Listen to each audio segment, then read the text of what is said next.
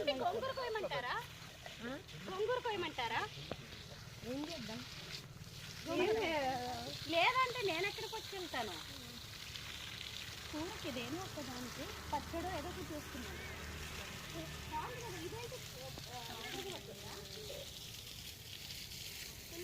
Chatting అంతే. అంటే అరటి కూర, ఇది చేప కూర, అది అదవుతుంది. అబ్బా పెద్ద పని అంటే మీకు. కానీ మేము ఇప్పుడు మా భోజనం బయటే కదా ఈరోజు. ఇదిగో ఇక్కడ ఒకటి, ఇదిగో పండు పండు ఒక గెల, ఇదొక గెల, ఇదిగో ఈ గెల.